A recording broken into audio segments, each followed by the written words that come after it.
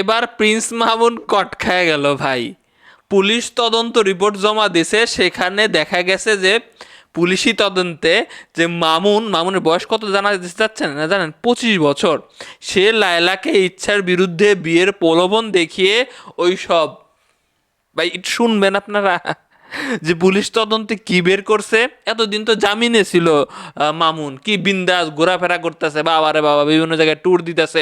কিন্তু অলরেডি কিন্তু ভাই তদন্ত কিন্তু পুলিশ করে ফেলেছে, পুরো ঘটনা বের করে ফেলেছে। লায়লার সাথে কিভাবে তার দেখা পরিচয়, কিভাবে একসাথে থাকা তাদের, চলেন আমি আপনাদের সাথে একটু পড়ি ভাই।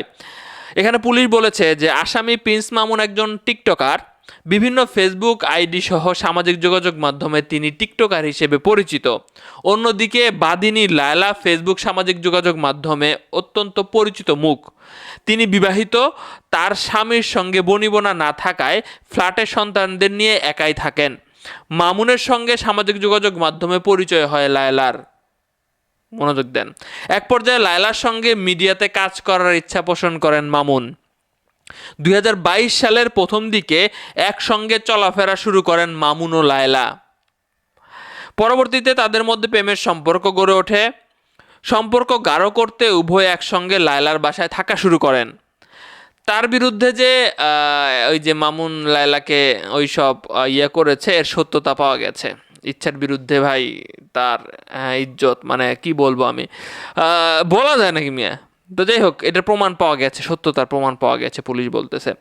সম্পর্ক ঘনীভূত হওয়ায় আইডি, এনআইডি, পাসপোর্ট সহ বিভিন্ন কাগজপত্রে লায়লার ঠিকানা ব্যবহার করেন মামুন। যত কাগজপত্র তৈরি করার ক্ষেত্রে ঠিকানা, লায়লার ঠিকানা ব্যবহার করে মামুন।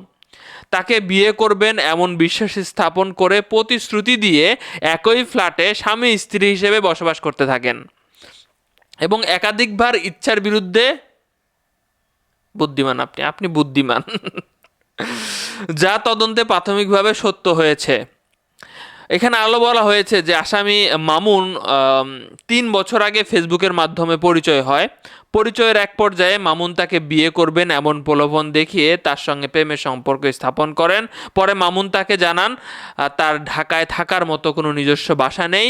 মামুন তাকে বিয়ে করবেন বলে জানালে লায়লা তাকে নিজ বাসায় থাকার অনুমতি দেন।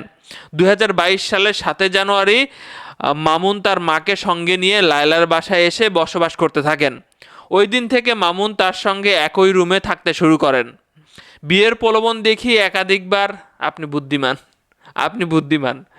মামুন তার বাসায় থাকাকালে তার বাবা মা মাঝে মধ্যে সেখানে অবস্থান করতেন। তাকে একাধিকবার বিয়ের বিষয়ে বললে তিনি ভিন্ন ভিন্ন অজুহাত দেখাতেন, সময় যাপন করতেন মামুন।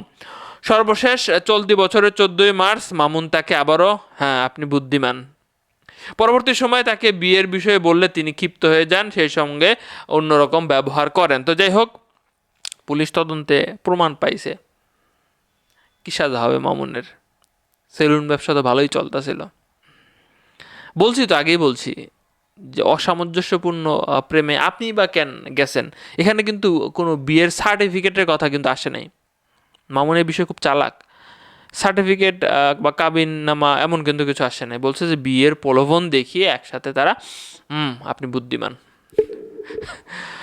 দেখা যাক।